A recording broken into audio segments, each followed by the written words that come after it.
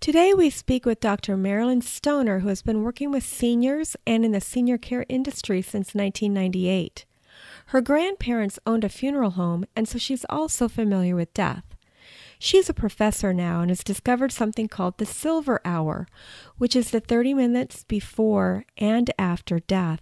She wants to help hospital workers, caregivers, EMTs, and others learn the best way to help people who are dying and also their family members with that SilverHour so that people can have some control and reassurance over the process, which we will all face someday.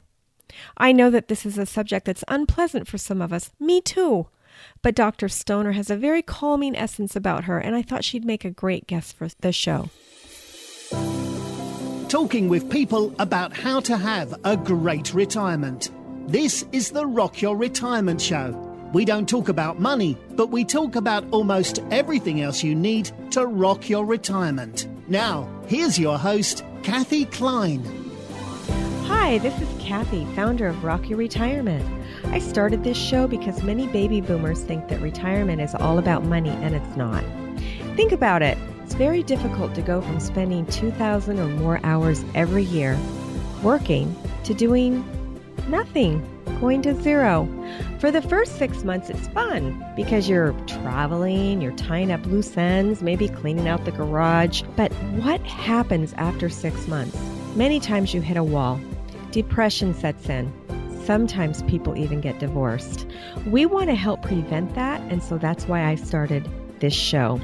Our guest for today is Dr. Marilyn Stoner. She believes that students can do much more than we're asking of them.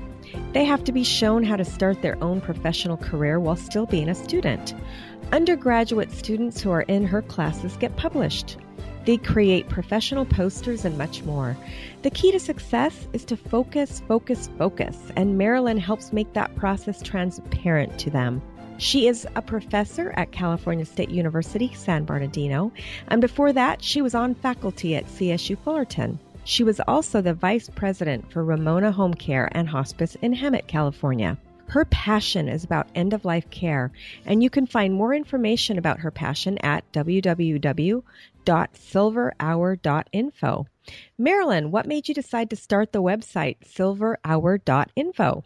Well, first of all, thank you for having me, Kathy. And I've been doing end-of-life care since I cared for my grandmother in 1988, which was the first home death I experienced long before there was a home care system. I'd been a critical care nurse before.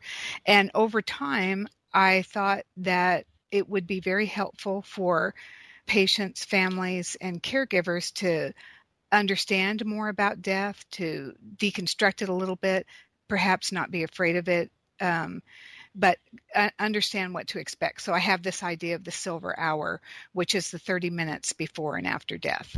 So tell me about that. Tell me what is so important about that 30 minutes before and after? A lot of times we think, especially as we retire, we think of death as being a long, involved process, and it just is not like that so much anymore. One of the things I've seen change in my many decades as a nurse is that people did used to decline kind of slowly, but especially a lot of cancer patients will live much longer, which is terrific, than they expected, and their decline at the end might be shorter than what it used to be.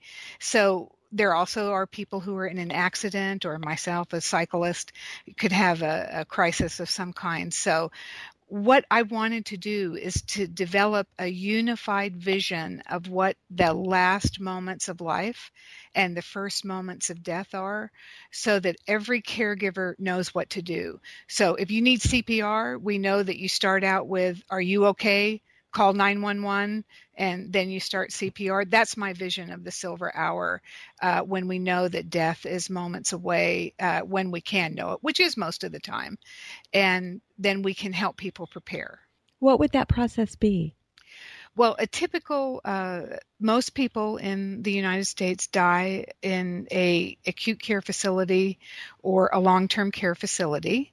And cancer is one of the most common causes of death, but heart disease is actually the most common disease in the country. So as someone approaches the last moments of their life, they can lose consciousness. They can have changes in their body temperature, lots of breathing changes. So using the silver hour as a model in the first 15 minutes, 20 minutes, we want to make sure the family knows that death is imminent.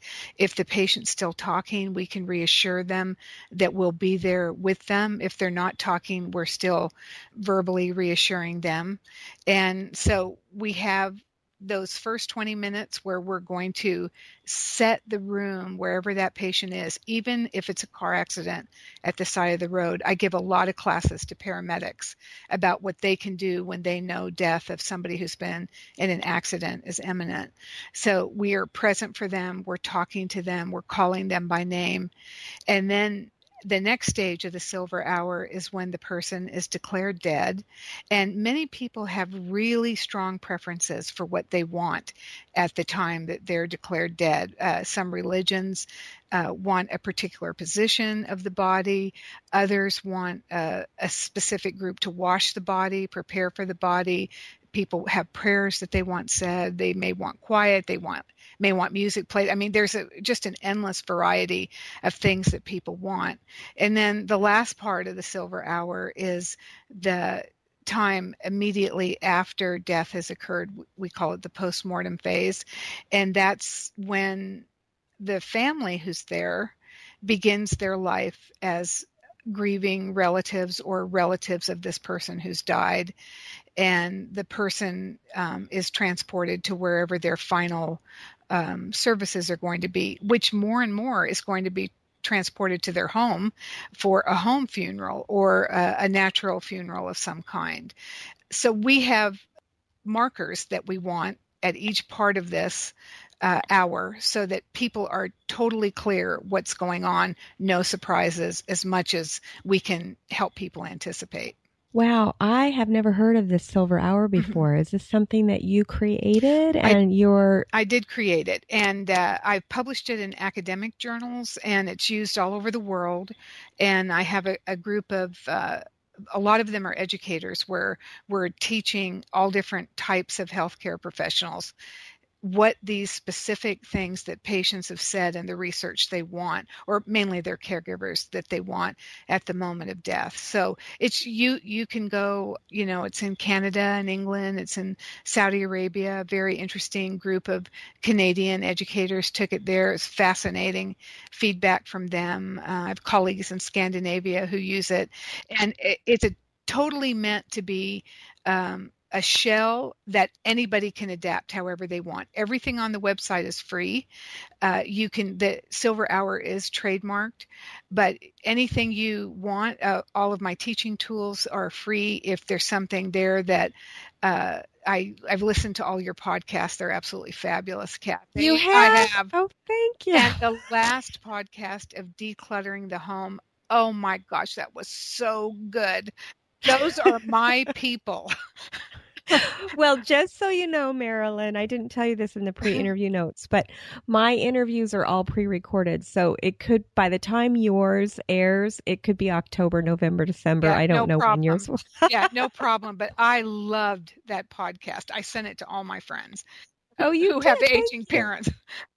So at any rate, so going back to the silver hour, then it's just meant to be this flexible structure that if you're responsible for caring for people who are dying in an assisted living facility or in a group home, or like I said, paramedics, there's a link to an article I wrote for paramedics, what to do in the silver hour. They don't receive any education at all in talking to people who are dying or the family members of someone who's dead. So that was even kind of surprising to me, since that's a big part of their job. And I'll tell you how I came across this idea.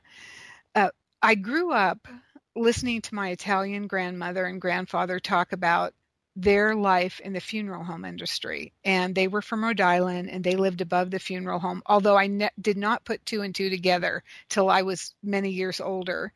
And so I listened to their stories of what it was like with funerals and that sort of thing. And I worked in hospice. You mentioned I was in HEMID. I still work in hospice. And one particularly frustrating weekend, I was really, really frustrated. And I thought some of the patients' families weren't very happy with the care, or they weren't mad or anything, but they seemed unsatisfied. It didn't seem to meet their needs. And I was just thinking that we have the golden hour in healthcare, and the golden hour is a long-standing idea that if you have a critical incident and you get to the hospital as quickly as you can, you have a greater sense of survival. And there's certain standards within the golden hour. And again, it's just like CPR. Something happens, everybody knows what to do. So I was thinking that's what we need at death. So the golden hour is already taken. So it has to be the silver hour then. And so since then, I've been working on that idea of we see a death as imminent, and the caregivers know exactly what to do, and we're helping the family understand what's going on, and the patient as well. This is so new to me, and I have been in the senior industry for many years. And I'm so glad that we found you, because this information, although there's probably people who are going to feel uncomfortable listening to this podcast, but it's so needed. This information is so needed. What do you do when somebody is passing on? And I work with lots of people in the senior community industry, and I bet many of them have never heard your information. So I'm hoping that this podcast will disseminate more of what you do out to more people. I hope so too, especially in California, where in June the medical aid in dying is legal. And that was a big change in California, where now people can actually schedule their death. They can say, as Brittany Maynard did, this is the day I'm done. The suffering is enough. And so they're actually able to completely script their end of life. They'll have the medication, which works in just a very few moments. They can choose where they're going to die most of the time, not 100%, who's going to be there, what's going to happen. They're fully participating partners because they have to be healthy enough to give their medication themselves. Right. So that is, I think, really a wonderful thing that's happening in California. Wow. So you must work a lot with hospice? Yes. Uh-huh. And so people who work in hospice are used to people passing away. People listening to this podcast are probably not used to people passing away. Maybe they've never had a loved one pass. So what can somebody expect when they know that they have a sick loved one and that person is probably going to pass away within the next few months? What advice would you give them? What to expect? I think that the first thing someone should do when you get the information that usually your parents or could be a sibling if we're older, or whoever is going to die, or at some time in the future, because we don't really know. We're terrible in healthcare about predicting how long people have to live. But if you get some warning, that is really a gift, because heart disease is the number one killer, and half of the people who have heart disease drop dead. So there's no warning, no nothing. You get a call that somebody you love has died. So if you are in the category where you have some kind of warning, that is really precious time and a gift. So to the extent that you can, it's good to have conversations about end of life, and whenever that's most appropriate. Now, in the beginning, a lot of adult children want to immediately talk to their parents about everything having to do with their end of life. And as I've gotten older, I think it's easier to go lightly, because when you receive a terminal diagnosis, you need some time. Right, you're in shock. Wow. You need to be supported. You need to be listened to. If you need to be alone, your adult children need to honor that, so that you get a few minutes, hours, days, depending on your condition, to get your head around what's happening to you. And then have conversations as you're able to. There's more and more midwives of death doulas, like we have midwives of birth, that can come in and help, that will help plan and care for people. Some of them are nurses, some of them are not. People can start decluttering their house. If people have not listened to the last podcast episode, wow, that is such a symbolic act to declutter your house. A lot of times you don't even have to have a direct conversation with somebody who's dying if people feel uncomfortable.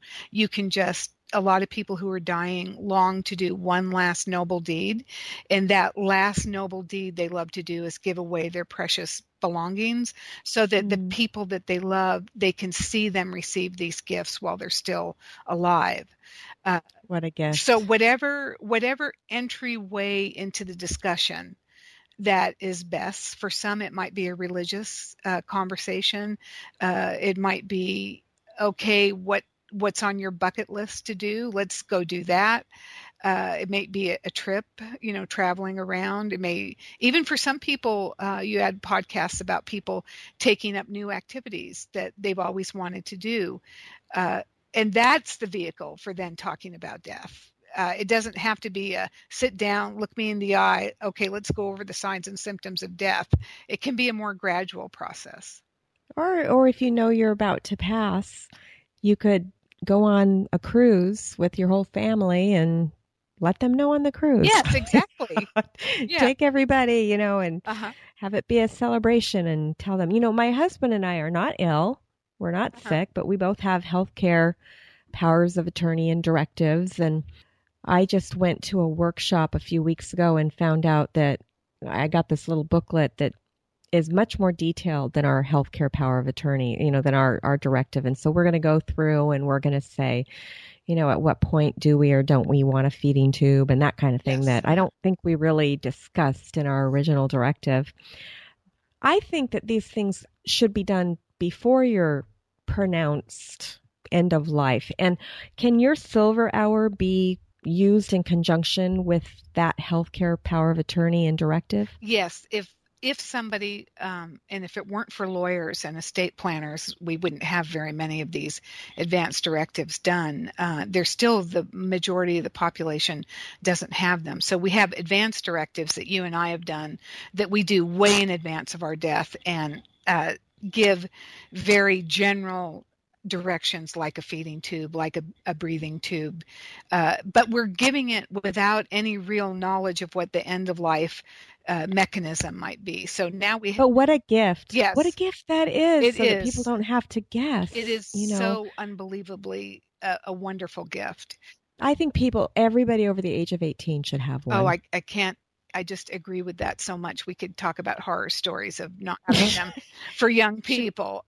Should be your 18th birthday. Yes. That's the first thing you do. You sign up for the draft and or whatever, and you fill out your healthcare directive. And at the party, just before you blow out the candles, everybody gets a new one to update, the old one. So right.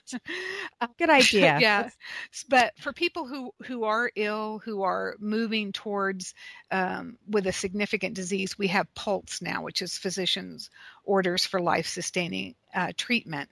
And is that only in California? I'm sorry. It's all over the country, and it is. There's state forms, so you could just go to polst.org and pick the form for your state, and that one's much more specific. It's done with your physician, where an advanced directive isn't done with a physician.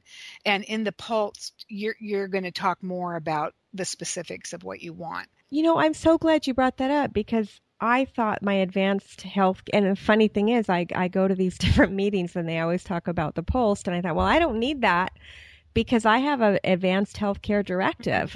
Yeah. It's pretty vague. And when we get to that stage where we do have a life-limiting condition, hopefully somebody's going to ask us about a Pulse.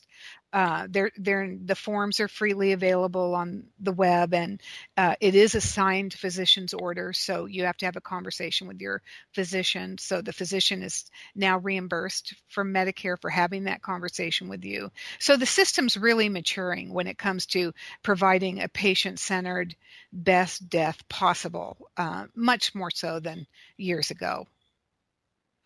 Well, so does that mean that because I'm not 65 yet, I can't do a Pulse? You're not ill, so you don't have a life-limiting condition. Oh, okay. So a Pulse is only for somebody who's already ill. Yeah. Uh-huh. So my husband and I, we've done what we need to do, Yeah. and we'll just update our advanced healthcare to be a little bit more specific. Yeah. The only thing I would recommend is, and I did this for my dad. There's 6 kids in my family, and I do this for everyone. Sometime on a nice day, everybody's relaxed. You and your husband get your mobile phone out and do a short little video about whatever it is you want to say. I love you. I'm good with no feeding. I'm not afraid to die. Or I am afraid to die and I'm counting on your support. Or we've got an advance directive. I expect you to go buy it. Whatever it is you want to say, just do a little video of that. Post it on Facebook, a private message on Facebook, or send it an email to the people that you think are likely to be there. And it will save so much angst between the children because they hear your voice, see your face saying, I've got this form. I want you to go buy it. I love you. It's all good. We're all going to die. Whatever your philosophy is, it's the most valuable thing that people do. Because people, even with advanced healthcare directives, they don't have to be followed. And Well, they you are, know, well, unfortunately, they aren't followed. I mean, the legal mandate is there, but if you have, in my family with 6 children, if there's any kind of disagreement among the children, the healthcare workers are going to go by more treatment rather than less treatment. Right. And if anybody hasn't seen, I just saw the movie Being Human, and I don't know if you've seen Not that yet, movie or no. not. I saw it at an event that I went to. I was representing the San Diego Caregivers Coalition. And I thought I was just going to sit there with my computer and do work while the event was going on, because I don't deal with hospice in my real job. I'm not going to say what my real job is because that's not what this podcast is about. But I figured, well, I'll just sit there and hand out flyers and I'll do work. And I forgot my computer. So I watched the video. And what a powerful video. Now, the name of the video, for those of you who don't know, is called Being Human. There's also a book, and it was written and created by a doctor who realized that doctors tend to want to prolong life, even when there is no hope. And they'll try to give you hope, because that's just natural. That's human to try to give somebody hope. And so what happens is it prolongs people's lives, not in a good way, in a way where they're in pain or they're suffering and they're really not going to get better. I highly recommend this. Apparently it's available for free. It's a PBS. And so if you haven't watched it, highly recommend seeing that movie with your friends. Or I don't know if you call it a movie, but I think it was about an hour and a half long. But yeah, that talks about end-of-life issues and how doctors tend to want to give hope when really there isn't any. We don't have that unified language about death. And so you take a term like hope, and I would say there's so much hope in a peaceful death, hope that the person can make the transition that they've imagined that they would make, that their children will be good without them. A lot of patients I've had have been so worried that they'll be forgotten. And so the idea of reinforcing the legacy that they bring is a very hopeful thing to the individual, that they're not just going to evaporate when they die, from our minds, I'm saying. And there's not that kind of language. And many physicians, the research is really clear. Physicians are ordering treatment for patients that they would not want themselves if they were in the same condition. Nurses are participating in that care. They would not want it themselves if they were in the patient's place. So this is really a serious issue. And because that moment of death, in my mind, is a very, very important moment, equal to the moment of birth, if we can just think a little bit about it, maybe even who you don't want in the room, because it can get really crazy at the last moment of death. Any kind of vision that you have of, lots of people, I just think, I'm half retired myself. My husband's totally retired. I so look forward to it, and I just want to do what I want to do. And it seems like as you get older, you get more and more freedom. And it's just so great when you're not working and raising a family and all that sort of thing. So a lot of people now like to do pretty crazy things in When their they last moments of death. They dress up in costumes, they put on oh makeup. wow. They one of my favorite ones, the fellow made his money in ice cream parlor, so he had an ice cream truck right there and everybody was coming to see him, got an ice cream cone. Now that's my kind of guy. Yeah, that's an incentive to come visit Yes, you. it is. Free ice Uh-huh. cream. And kind of got everybody's mind off of, that he was about to give his last breath, and it was cheerful and it was really personally meaningful to him. And he didn't have an idea that people would forget him because everybody would remember the ice cream social silver hour death moment. Wow, Yes. that's really unique. I never would have thought of doing something like that. So, do you think that people that have been healthy throughout their lives have a better death experience? Or do you think people who have been maybe spiritual throughout their lives have a better? Is there anything that you can pinpoint in your experience that helps people have their own better death experience? Not the families, because Uh-huh. the families are going to do what the families do, right? But you as an individual, like let's say I found out tomorrow that I had 6 months to live. What could I have been doing in my life that would give me a better silver Uh-huh. hour? Well, I think a lot of people ask me about the religious question. And one time I tried to figure out how many deaths I'd been at in my, almost 30 years in hospice. And frankly, it got so depressing to think of what that number might be. I gave up trying to figure out what it was. But people will say, do people find God? Do they lose God? Because that's the most common area. And I would say, just looking out over the years, as many people find God as lose God. And of course, religion is very, very important to many people, and it does provide a great source of comfort to people. But people have interesting changes in their ideas as death becomes very close. But I do think people who have been talking to other people and have created an environment, wherever that environment is, a nursing home, their own home, an ICU bed, an emergency room, where they're able to connect with the people around them. That's 50%. And the people around them listen and create that peaceful space. Those people will have a much more peaceful death. So it's really more about your social life than anything I else. think it's the environment in your own mind, in your own heart, and then the extent to which you're able to reassure. So many times the people who are dying are the ones doing the reassuring to the ones who are living, that they'll be okay, and that creates that peaceful environment. Uh, and there's a lot of things that happen towards the end of life. People want to reconnect with people that they haven't connected with in a long time. And as a hospice nurse, for instance, you may be the one who's going to try to call. You may even do this in your other job, where you're going to call a sibling that the person hasn't spoken to in 20 or 30 years and try to make a connection. And that is equally as disruptive as it is rewarding. So Right. the fewer surprises at the very end, the better the death is. Right. That makes a lot of sense. Yeah. You know, because if you haven't seen somebody in a long time, you really don't know the person like you think you do because they've had so many changes in their lives.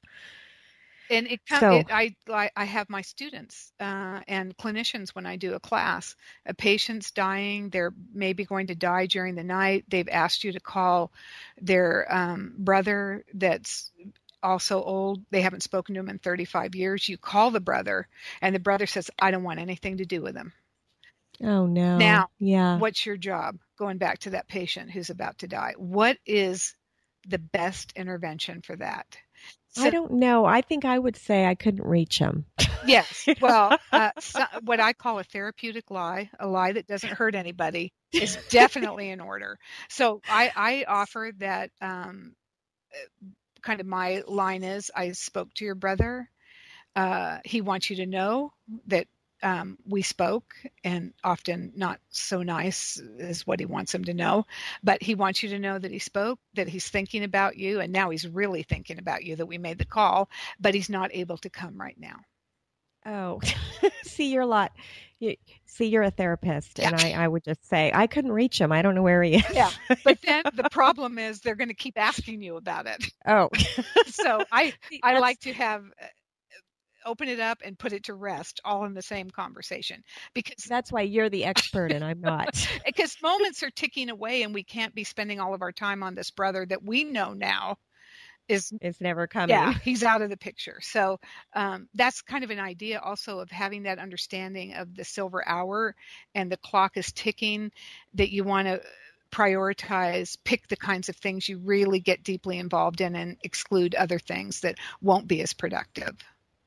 Okay, well, that makes total sense. Now,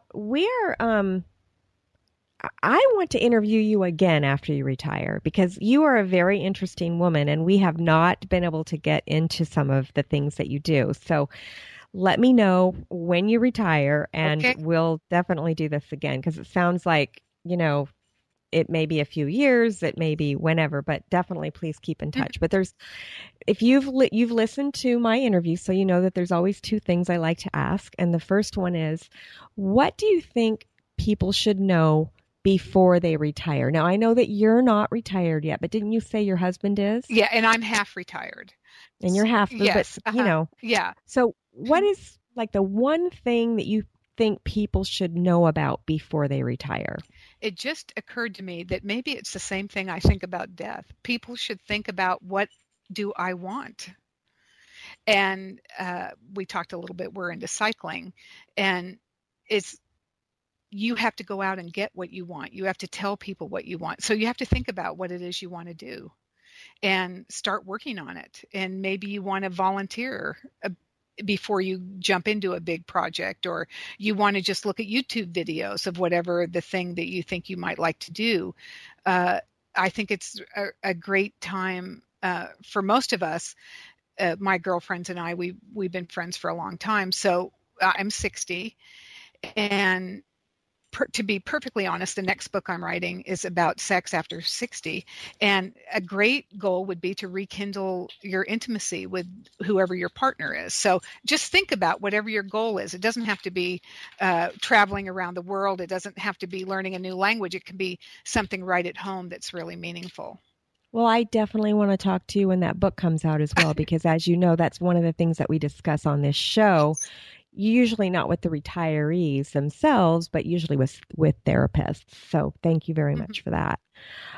Now, you've met a lot of people. You've met a lot of people who are retired. Usually, though, you're meeting them when they're at the end stages of their life in your past history. But I'm assuming that you have friends that are retired. And so the next question is, let's say you have a friend and that friend feels stuck in their retirement. Maybe they didn't do what you did, which is you've started an activity of bicycling. But let's say they're not into that. What advice would you give to somebody who feels stuck in their retirement right now in order for them to get unstuck? I would really help them focus on how absolutely precious life is, and it's not going to go on forever. And it's great, I think, for someone who's stuck to help them identify people that they admire. And what is it about those people that they admire? And is this precious life that you have left, is it going to be spent sitting on the couch, or are there some interesting things you might be able to do that you're interested in doing? For some people, I have many friends who were stuck badly when they first retired. And it was really surprising to me because many of them were very active in their work life. And I think part of being stuck might be being physically, mentally, spiritually exhausted from years and years of work, especially in this crazy world that we have right now. So maybe those 6 months are more of a restorative time. And also, you've mentioned on other podcasts how things go pretty well the first 6 months, and then what? So I think really understanding the preciousness of life and the impact that person has on the people around them is a great starting place for helping people get unstuck. Great advice. Thank you so very much. Now, how can people reach you in case they have questions about the Silver Hour or anything else that we've talked about today? Thank you for that. You can contact me via silverhour.info. And it's important to note that the extension is .info and not .net. Because evidently the Silver Hour is a mining term. So somebody owns the Silver Hour, but it's just parking the URL and nobody can use it. But silverhour.info, it'll come right up. A lot of my work, like I said, is free and online. Also in my contact information, I gave you my Google Voice number, so anyone can call me directly from that number. I'm very easy to get a hold of. Do you want to give that number out, or do you want to keep that just between us? It's on the email that I sent you, so you can. Okay. Yeah. Do you want me to say it? Yeah. Uh-huh. Okay. That phone number is 951-534-9014. And then what about email? Are you on Twitter? Yes. Any other ways? I'm on Twitter and Pinterest at Dr. M. Stoner, so DRMSTONER, and then nursestoner@gmail.com would be great. You'll definitely get me. Wonderful. Well, Marilyn, thank you so much for being on the show today. This is definitely a subject that is a little touchy for some people, but so glad that you came on and enlightened us. For my listeners, thanks so much for listening to today's episode of Rock Your Retirement. I know that this subject is not something that most of us want to think about, but it is so desperately needed. When I had 1,400 financial planning clients, over and over again, I saw somebody died, and then the person who was left with a big mess. So we put together today's freebie called the 5 Things You Can Do Now to Help Your Loved Ones After You've Passed Away. I know that you don't want to think about your own death, but this is so desperately needed. It will just take you a few minutes, so please go to the website and download this freebie. You will be giving your loved ones a gift of love. You can find the freebie at rockyourretirement.com/lovegift. Next week, we have a very special guest for you. It's Joyce Richmond, and she's going to be talking about what executives need to know when they retire. Now, that doesn't mean that if you're not an executive that you shouldn't listen to the show. You should. But if you know an executive, this is the show to let them listen to. So we'll see you next time on Rock Your Retirement. Thanks for listening to the Rock Your Retirement Show. If you are rocking your retirement or know someone who would make a great guest on our show, please send us an email at podcast@rockyourretirement.com.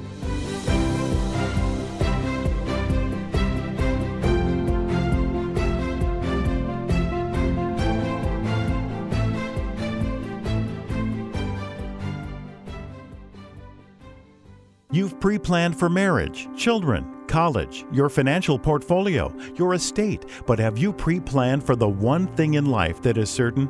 Burial is a traditional choice for many families in celebrating a life that has been lived. But planning ahead, you can protect against inflation, prevent overspending at the time of need, and spare your loved ones the financial burden that can often be associated when a friend or family member passes. Take the steps to pre-plan today by calling Samantha Betton, 619-913-3834, serving all of San Diego County. Call 619-913-3834. Pre-planning. You know you need it.